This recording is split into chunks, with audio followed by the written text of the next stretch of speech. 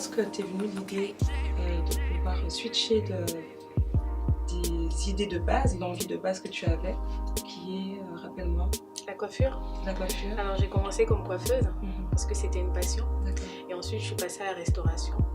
Et pour des raisons personnelles, je suis arrivée en France. D'accord. Je suis entrée dans le secteur professionnel parce que j'ai travaillé dans des salons de coiffure.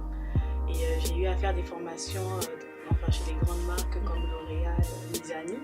Et après, j'ai claqué la porte pour me lancer dans le maquillage qui était aussi une passion d'enfance. Ok.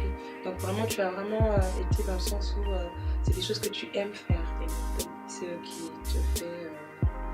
Ce qui me met bien. Et du coup, je voulais vraiment mettre en avant cette passion parce que je savais qu'en faisant ces choses, je les ferais très bien.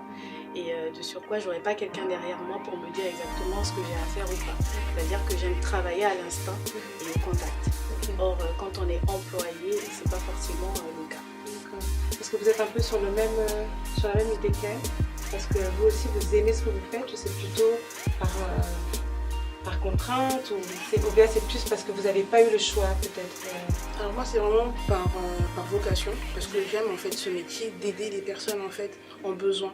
Okay. Aujourd'hui moi c'est vrai que j'ai fait des études dans les ressources humaines et je me suis dit qu'on a fait des études, c'est pas pour travailler uniquement pour une personne.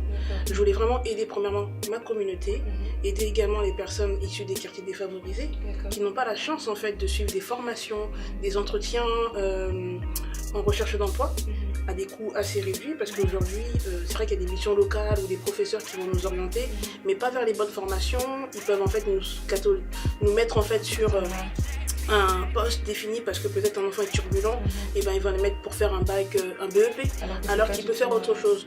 Et moi vraiment j'ai compris tout ça en grandissant avec ma propre expérience puisque je me suis beaucoup débrouillée en fait pour chercher ma filière et j'ai compris que en fait ma vocation c'était d'aider les personnes dans les recrutements et aider les personnes surtout dans la population africaine puisque les parents ne connaissent pas aussi quelle formation, quelle filière mon enfant peut faire. Il y a beaucoup de métiers, mais il y a des filières qu'on ne connaît pas.